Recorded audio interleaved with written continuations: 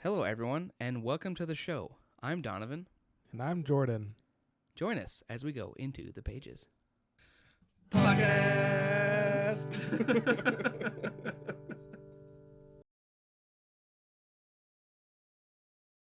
Alrighty, I'm excited about these chapters because we're starting to We left on quite get a cliffhanger. somewhere. Yes, Yeah. there was a cliffhanger with Yumi. well, I guess both kind of, but Painter was going after the nightmare, and we predicted that it was going to be a harder nightmare, and we'll see if we were right.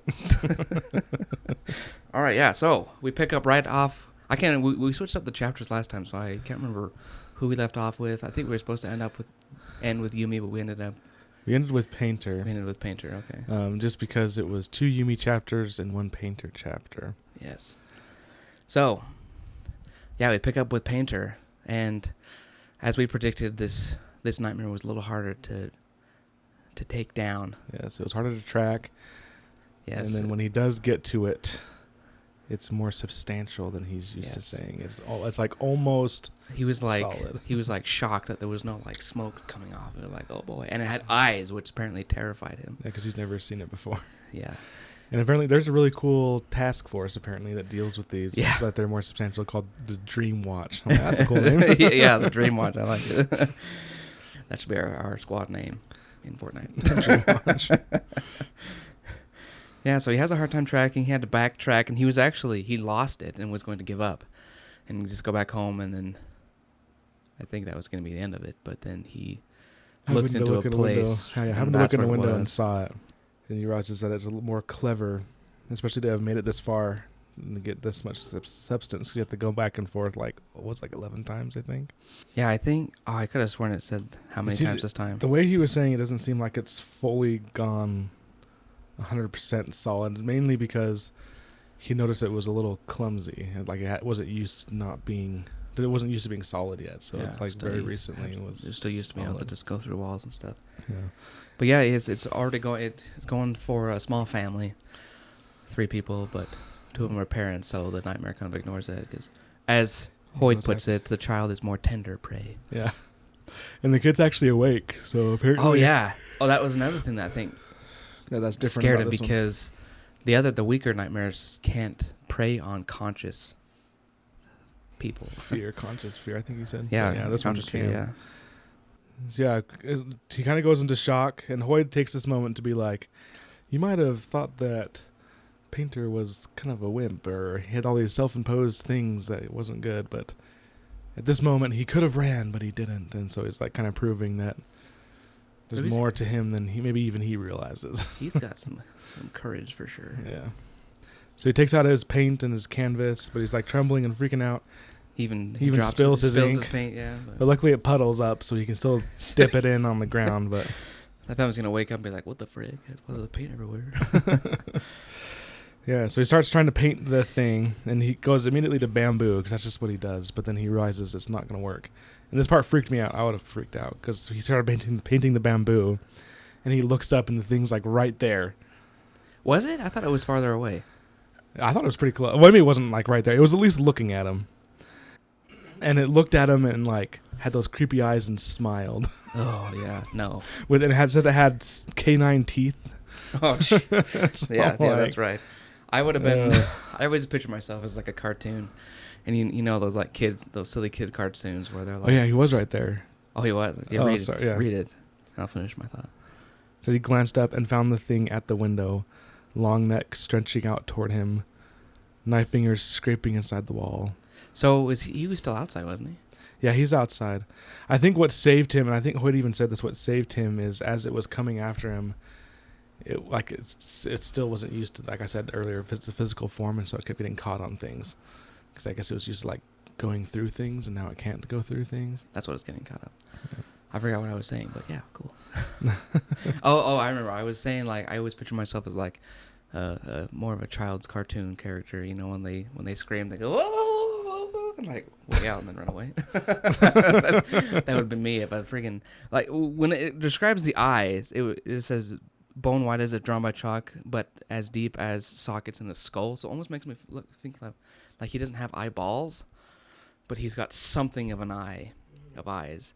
But that would just creep you out more. Like, does his white eyeless sockets smiling at you with canine teeth? Like, screw that. Right. My painting skills are not up to the task. I was like, hopefully it looks like scribbles. I wouldn't want to pull out a firearm.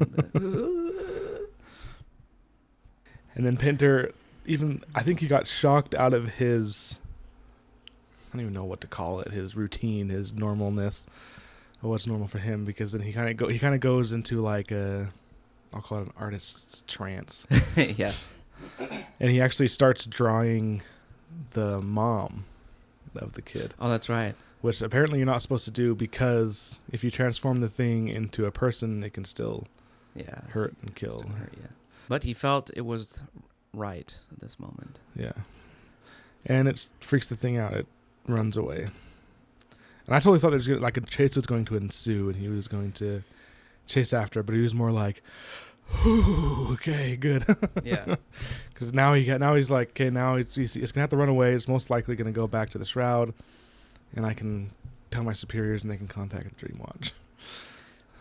Yes, and I think he was confident it wasn't going to do anything else because he had maybe weakened it, and he was fairly confident that it was going to go back into the darkness to recharge. And I actually just found it. And when he's talking about this nightmare, he says it took around 10 feedings for a nightmare to coalesce to this level. So I don't know if that means so he's 10 had nights 10. So he's had 10 feedings. 10 feedings at least. So, which I assume is 10 nights, because don't they only come at night? Yeah, they only come at night. And I assume that they don't come into the city and then just wander around and don't feed. Like, they always are able to find something. Makes sense. And I think he made an interesting point, because I think he was a little surprised and a little concerned that it was, how did he say it? Clever enough to know to escape, or it knew to escape. Like, normally it seems like they're pretty mindless and just want to, like, go after you and, like, attack you. Right. But this one, like, realized what was happening and ran away. Right. It just makes it far more dangerous. I thought this was interesting to see, too. Just to kind of give us an idea of what some people think of the nightmare painters. So, but the nightmare escapes, but then the parents wake up. Because because he goes to the window and the kid sees him and finally screams. Yeah, and the parents like, oh. I think they didn't even see. Oh, for some reason I was thinking that the paint that he spilled was inside, but he was outside, so I guess they wouldn't have seen it immediately. But they did see Painter, and were like, a nightmare? Yes.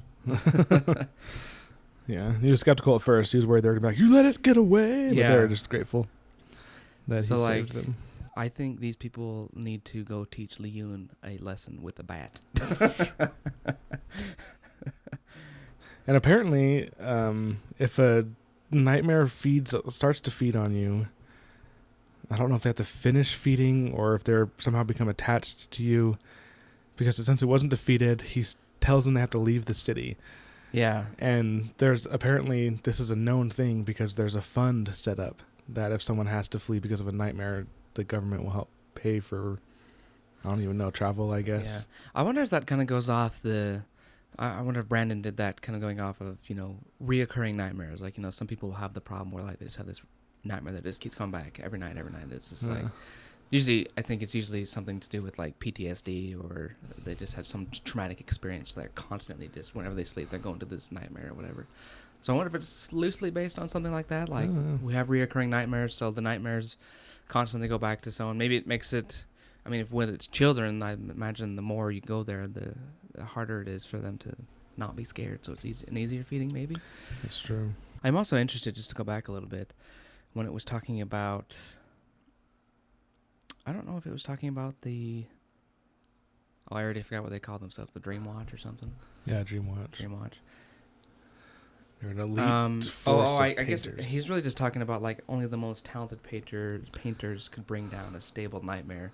And then he says, and he learned painfully that it wasn't him. So I'm kind of curious to learn a little bit more about Painter's past. Like, did he try out? This is not the first, like, stable nightmare he's taken on.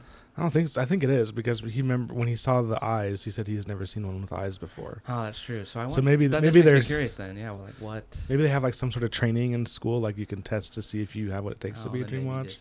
didn't. And he feel was it like really embarrassed or painfully. humiliated and got laughed at. I don't know.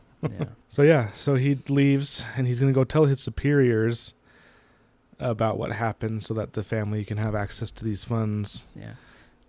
Oh, really? Very quick to go back again. when when the dad says thank you, and then I think it's funny that he stammers for a second and he's like, "Think nothing of it, citizen."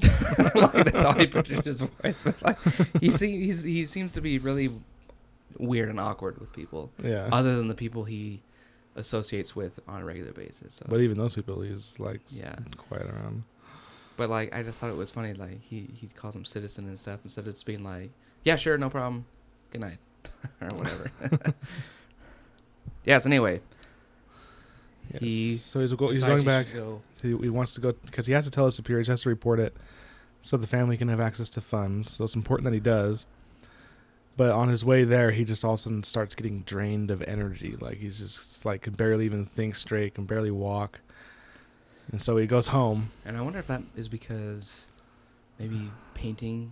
I don't think so. I think it's because of what happens next.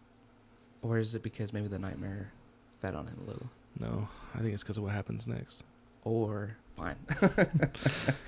So he makes it home, and then he's like gasping for breath. He opens his window and notices like a weird sound, like a rushing sound, and then looks up at the star, and then everything goes. And then something came from the sky and struck him hard. So I think, based on that, so basically what happened is he gets summoned to Yumi's world. And I think part of that summoning was draining his energy and making him tired. Yeah. Is my opinion. Oh, and I thought that was that the end of the chapter? No, not quite. Just the way that Kindle is set up, it kind of makes me confused. Anyway. So he regains consciousness, and he's in a very odd situation. Yes. I reread like the next chapter, I swear, twice, because I was just like, what the heck is going on? Yeah, so he kind of comes to consciousness, and he notices it's really bright and it's really hot. And he's like, the F? And he's wearing like this big flowy robe. And he's like, what the heck is going on? And he looks over, and there's a woman laying next to him. And DeHoyd says, you'd recognize her as Yumi. Yumi. But yeah, she opens her eyes, sees Painter, and screams. And that's the end of chapter 7. So very... I'm so glad we did not end on this chapter, because I would have been like, what? No. We have to do 5 chapters this week. Brings us to part 2 and chapter 8. So we have the meeting of Yumi and Painter. A lot of confusion, a lot of not knowing what's going on. Yumi is assuming that he is a spirit that has chosen to appear to her, and we're getting a little clues kind of what's going on, because Yumi is pretty incorporeal. She's trying to grab a blanket and she can't grab it, and Painter kind of makes a note in his head that he is wearing the same clothes that she is, like they're wearing identical clothes, and he's like, what is going on? So in other words, he's in her nightgown. Yeah. And so she sees Painter as he is, and Painter sees himself and her, and she immediately assumes that because in that Yumi's last chapter, she was talking to a spirit that said help her, and she said yes, then all went black, and so now she's assuming that Painter's a great spirit, and she's like, oh, great spirit, and he's like, yes, I'm awesome. But then he gets a little uncomfortable. And there's also a piece of art where you can see Yumi and Painter, and they're both wearing the same nightgown dress with a bow on the chest. Is yours in color? I'm looking at that. Kind of not. It's kind of black and white, like kind of like a little bit of blue, but mainly black and white. Hoyd says something in the beginning of this chapter that when he's kind of describing the sunlight that Painter sees. Wait a minute, did I get the names mixed up? Hoyd describes what Painter sees in the sunlight. That's what I meant to say if I didn't say that. But he says he raised his hand against the bizarre red-orange glare. That was a color that light should never be. And I'm kind of curious. I'm just curious to see what you think. But is Hoyd saying that? Like, the sun's color should never be this red-orange. Like, that's like... I remember when Hoyd was first describing it, he said people that would go there would notice that everything kind of has a red tinge to it. And so it's not like our sun where it's just... Right. And I think Painter, I think it's even more stark to Painter because he essentially lives in pure darkness with Heon lights. And so he's used to that. He's used to whatever. absolute darkness, teal and magenta light. So that's what I was wondering. Is it like Painter kind of thinking like light shouldn't be that color, and he kind of thinks it's weird, or Hoyt is saying like light should not be that color, like a shard damaged that solar system or something. So I think it's more Painter because like his whole life, and he doesn't realize what's going on. He actually thinks he's in a dream. Right. He's like, oh, my training, like I'm in a dream. And apparently, I don't know how true this is, but apparently you can't read in dreams in this world. I don't know if that's true. That would be really weird. I can read in my dreams. I'm thinking about it. I don't even think I've ever read in my dream. But anyway, so he goes to pick up a book, but he can read it. So he's like, what the heck is going on? And so both Yumi and Painter are just super confused. And Yumi even shouts out for her attendance. She's like, attendance. But nothing happens. Yes. I do. It must have been so weird for Yumi sitting there being like, she kept trying to pull her blanket up. And I was sitting there, and I just Nothing's like, happened. Like the whole time, I swear Painter's like, what is up with this place? She's sitting here just like, what? I know. He's like, this is a weird dream. Is that a nightmare? Like, I can read. Like, what's going on? And she's just like freaking out. She just keeps trying to pull the blanket up. I was at first kind of theorizing that this was kind of like what happened in Star Wars between Kylo Ren and Rey. Like how they had some sort of connection, and then they were able to like see each other. So I was thinking something like that happened, but it's something a lot different. I was having the impression it was going to be some sort of Freaky Friday situation. Like they would have switched bodies. But I don't think it's quite that, but it's pretty similar. Yeah, we don't know what's going on with Painter's body. Yeah. Back on his world, if anything. Who knows? Maybe he's just laying in his apartment. I don't even know. Yeah, maybe he's just taking a nap, and I was like, oh, he's sleeping. Shh. So when Yumi says, you're the spirit, and you've taken shape, and then Painter's like, and then strikes a confident pose, and then she bows her head, and she's like, please forgive me, like, I did not mean to cause offense. And Painter's like, wow, that worked. That's pretty cool. But then Yumi's like, let me know how to worship you and what to do. And he's like, Yeah. like, I don't know about that. He like had this idea to play the part, but then it immediately went way too far. And he's like, oh, no, I can't do that. Yeah. And he's still like really disoriented. Like he looks outside and he sees the floating plants and gardens, and he sees crows tending them, and like apparently if they start to drift apart, they use the gust of their wings to move it back. I don't know about you, but I totally pictured, we're big Pokemon fans, I don't know if we mentioned that, but I totally pictured a bunch of Pidgeot. Right? Exactly. And like using gust like to like move the things back in place. Yeah, 100%. That's exactly what I pictured. I didn't see like Murkrow or anything. No, it was freaking Pidgeot. Yeah, and he's also shocked by the sky because instead of seeing blackness, he sees blue that he said stretches on into infinity, or extending into infinity. Yes. And I'm actually impressed that he recognized what he thinks at least is his planet. Yeah, I would not have been like, that's Earth. That blip of light is Earth. Yeah, I would have been like, I don't even know. And he assumes it's the sun because he's like, what is that? And she's like, the day star? And he's like, that's my planet. And I'm like, how is the star that's giving them their light your planet? You live in darkness. I'm like, yeah, like now I'm like confused. Like maybe he just lives in a bubble of darkness and his planet actually has light. I don't know.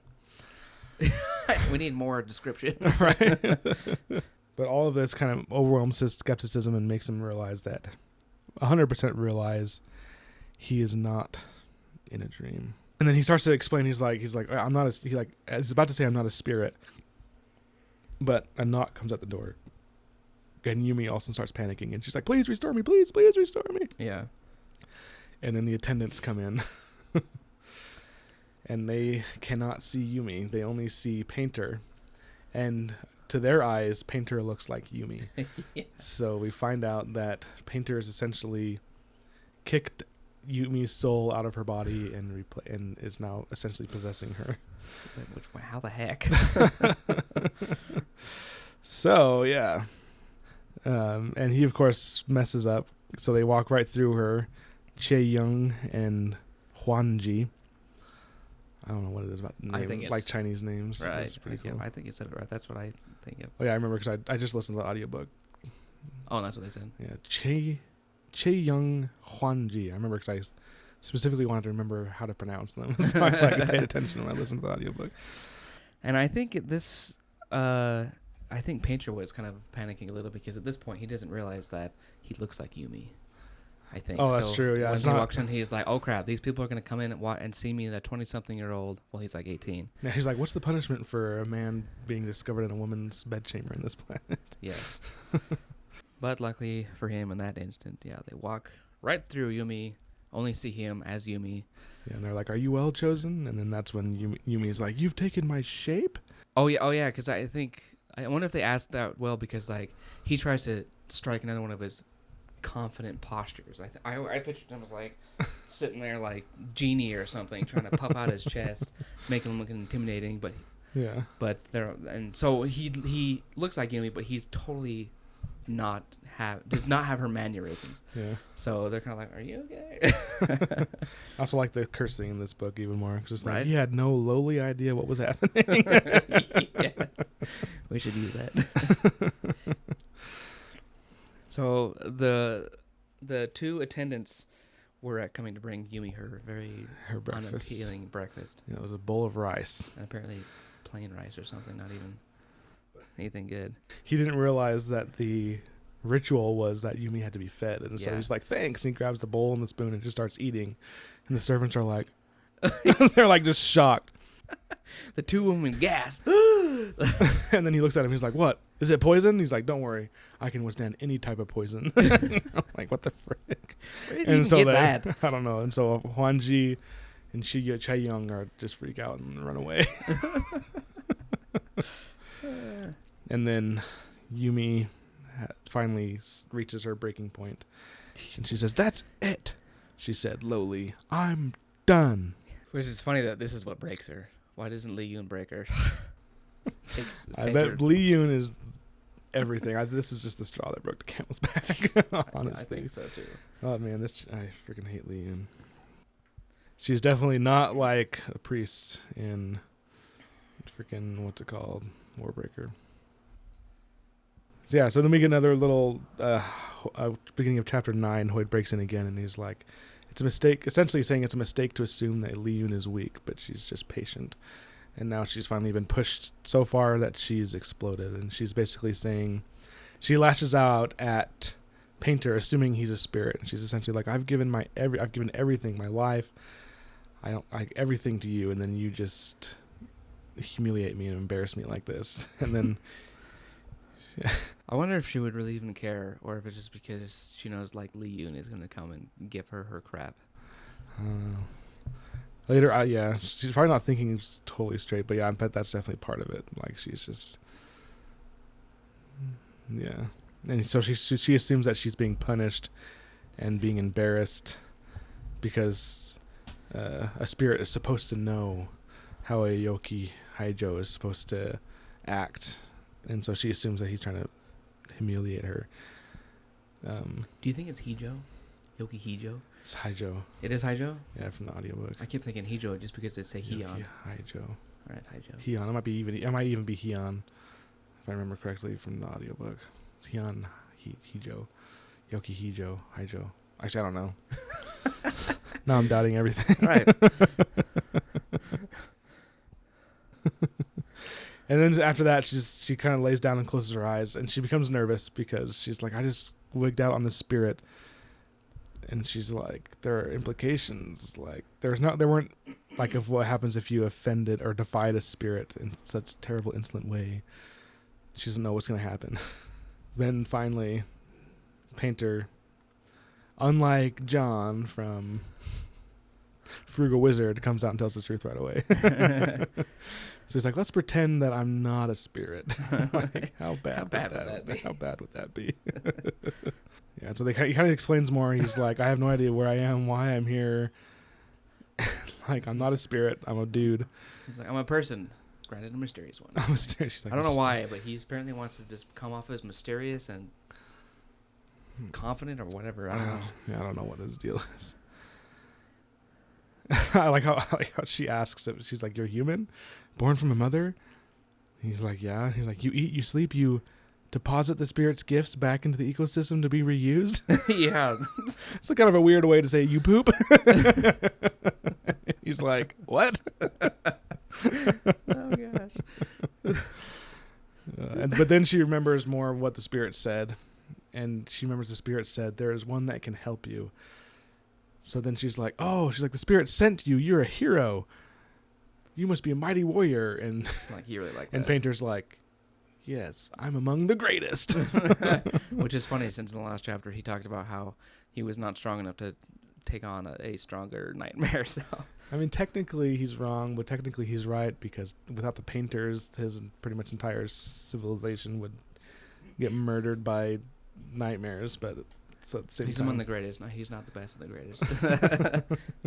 And then Yumi she calms down and she's like, okay, we have to tell my attendants and the people, or my attendants and Li Yun essentially, what happened, so that they can help us figure out the spirit's will. And then she reaches out to touch his hand, and They have a spark. I don't know what happened. Like, at first I thought, I don't know, like warmth flooded her, like this like all these, I don't know if it's emotion or if it's an actual feeling of warmth, but essentially it makes it seem like she starts to develop an attraction to Painter, a physical attraction, because she's like, all right, don't touch him, it's distracting. And so I don't know what exactly she feels, but I wonder if it's different than what he feels, because he says, that's crazy. That was like directly touching a Heon line, touching a raw Heon line. So it's like a shock. So it's like, was this a shock? Well, why did Yumi feel warm? And then Yumi's like, maybe it's because of my spirit's connected to my body. It's like, I don't know why I feel this way when I touch him, which is her touching herself. I don't know. It's weird. It's very confusing. Yes. So, and then so she decides she's going to go into the town and see if she can communicate with spirits, but she can't leave. She has to stay close to Painter, because when she tries to leave, she feels this force like pulling her back, and she even tries to like run to see if she can break through it, but it makes her trip and she falls, and then her chest falls against Painter's chest, and the warmth explodes back again. And this is when I get my thing that I'm wondering if she's starting to realize that he's a man, she's a woman. Oh no. Because it's like all of a sudden she's talking about celibacy after they touch. She's like, celibacy was a fact of Aoki Haijo's life, and she was very much in control of that aspect of her emotions. Absolutely in control. Yes, indeed. I'm like, that sounds like someone who's about to lose control. Yes, I'm trying to convince herself they're still in control. Oh my gosh. But yeah, then Li Yun comes and becomes awful. Freaking hate Li Yun. Freaking hate Li Yun. But at the same time, the character Li Yun deepens my respect for Brandon's writing, because if Brandon can make me really like a character and also really make me hate a character, then I'm just like, that's some good writing right there. And she gives her passive aggressive comments, and she's like, I hear, Chosen, that you've decided in your wisdom to violate ritual. And the hero freaking Painter is like, right, I'm a hero, the spirits brought, my home is that star, the light is normal, So he just teal. He's like just displaying nonsense and makes himself look like a fool. He's like, not whatever's out there. And then Li Yun's like, you realize that a chosen must continue to serve even through personal difficulties. Sure, I guess. She's like, and if a chosen were trying to escape her duties, why, it would make her life harder. It would eventually tear her apart within. Like, that's how I'm picturing. That's how I'm picturing her say this. I'm sure that's very close. And then she's like, Chosen, I apologize for my boldness in explaining what you already know quite well. And I'm like, oh my gosh, someone stab her with a shard blade. Yes, watch her burn. And then Yumi's like, she kind of sits back and she's like, why did I should have expected this. Leon's not gonna help us I kind of thought that too. It was like, why did she even expect Leon to be any help? Yeah, but then Yumi finally realizes that, and then Painter still tries to go, like, try to explain that he's not a spirit, but then Yumi's like, please just just go along with her. Tell her this. And then he tells him how to apologize and what to do. And then Lean's like, and leaves. But she's like, fine, we'll continue the rituals. But I was like, my gosh.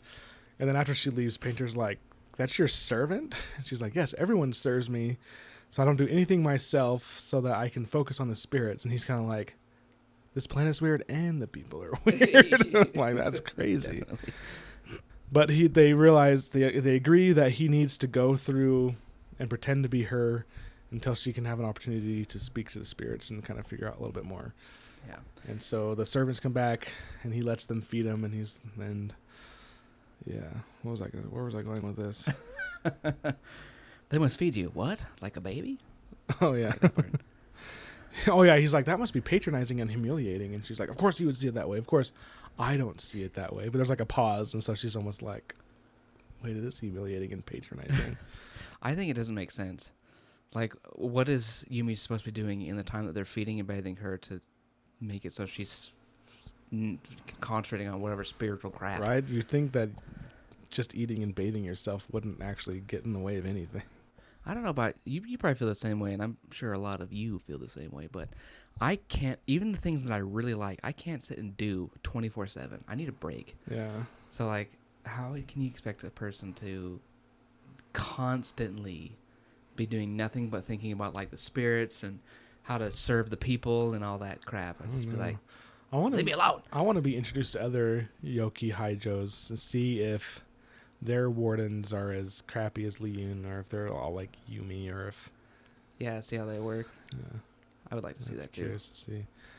So I think it would make sense to me if they were more like Buddhist monks or like yogi type people, where they're just like meditative and like one with the world, but it's like they still take care of themselves and it's like their choice rather than being like forced into it. That would make more sense to me than what's happening right now with this. It seems more like a manipulation than like strictly necessary things. That would be interesting to see if like they're the same like that, like where the other Yoki Haijo are not supposed to take care of themselves in anything. They're not allowed to dress themselves, eat, or bathe themselves. Yeah. I would be curious to see. Well, not much left to talk about here. Yeah, so as it goes through, it's kind of funny. They get up to leave to do the next part of the ritual, which Yumi then realizes she's like, "Oh f, this is the this is the part where they have to bathe." And I would be convinced I was in a dream if this happened to me, because first of all, Painter's a man, so suddenly he's a woman. Has womanly things. But no, I think he appears as a man to himself, and Yumi sees him as he is. Maybe. So I think when he like looks down, he sees himself, and Yumi sees him. So basically, it's just going to be him naked, and Yumi's going to be like, watching. Well, whatever's going to happen. Painter's not used to this. He's about to get bathed by some freaking women he doesn't know. Yeah, but I think it's funny. He's like, I think I'm getting the hang of this. She's like, we need to take our ritual bath. What's next? Next, we take our ritual bath. So it's going to be really interesting to see how Painter reacts to having women touch him all over. I can't resist. The first sentence of the next chapter. Yes, let's go. Let's have a little preview. A little preview. But Painter's like, ritual bath. Painter said, thoughtful. That sounded nice. Little does he know. Oh, my gosh. Which, if he would have paid attention to anything, he would know, like, oh, not even allowed to eat myself. I know, he would have realized that when she said, I can't do anything, she literally meant, I mean... It makes logical sense. If she can't even feed herself, they're obviously not going to let her do other things. Yeah. Maybe Does she brush her teeth, or do they brush her teeth? I'm sure they do that, too. They didn't even mention it. She probably just, like, imagine you being the servant and your kids are the Yoki Haijo. Well, she just has like, I would hate that. I would hate that because I remember... We kind of have that experience. We know what it's like to have someone else brush our teeth because, we go to the dentist. Yeah, that's different, though. And I hate it. I hate it, too. I don't like, because they're too rough. They're a lot more rough, and they can't feel out there like, okay, you just jam that toothbrush right into my gum. Thank you. Or, like, I hate it even more when they floss you, because they like, get the floss. I'm just like, let me do it. That's probably exactly how it is for Yumi. Except she probably is just so used to it, she just sits there. Oh gosh. Well, this is gonna be really interesting. I'm quite excited for the next few chapters Yes. to see. I want to know what the heck. I want to know what the heck on. is going on. We still don't know why. We still don't know who the spirit is that needs to be released. We don't know how Painter's supposed to help. We don't know how him possessing her body while she's a spirit helps. Like, there's just so many unanswered questions, and right now it just kind of seems more like a comedy situation. But I'm sure it's going to get real pretty quick. Or like, I bet they're going to summon spirits, and Painter's going to see them and assume they're nightmares, and he's going to do something that's going to piss off the spirits, and I don't know. He's going to, like, paint them or something. Yeah. I don't know what he's going to do. Or he's going to freak out, and since he's going to be the Yoki Haijo, he's going to see him, and he's going to freak out. Everyone's going to see him freak out about the spirits, and it's going to be this big catastrophe. Yes. That's really what it's going to be. And I am very suspicious that, like, Lee Yoon is just going to make life so hard. Yes. She's already, even though Painter's freaking Yumi is so cooperative and does everything she's asked, and still, even then, Lee Yoon's like, well, I'm going to have to talk to whoever she talked about. I'm going to have to talk to so-and-so and see what we can do about this. Seriously. I wonder if Painter's going to confront her. Be like, listen, bitch. Right? Definitely won't be like that. Listen, lowly woman, or something. But seriously, I hope Painter punches her in the face or something. Because, man, she is the worst. Maybe, I don't know. This bath, it could just be so ugly. It's gonna be so. He's gonna not be able to walk. He's not gonna be able to walk on the clogs. Oh, he's like gonna be tripping and fumbling, and then maybe he'll trip and fall into the tub. And he's gonna be like when they go to like restaurant, he's not gonna be pushing them away. I don't know. It's gonna be bad. It's gonna be so bad. At least the attendants won't like take his clothes off and be like, why do you have male stuff? That's true. That would have been weird. Like, yesterday I could have sworn. I'm sure Brandon put a lot of thought into this next chapter just because he didn't want to be like too graphic or anything or make it really weird. So it's gonna be interesting. I can't wait to see.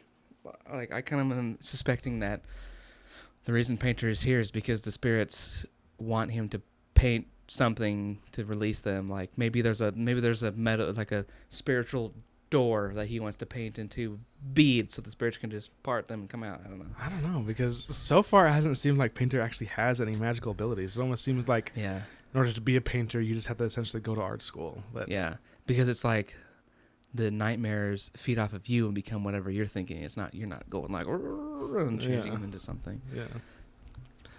So many questions with this book. Holy cow. I know. It's really good, though. Yes. I like it. Jeez. Brandon needs to stop writing so many good books. Just kidding. I want to read all the good books. All right. That was chapter 789. 789. We've made it another 3. Yes. Next week, we'll be going through chapters 10, 11, and 12.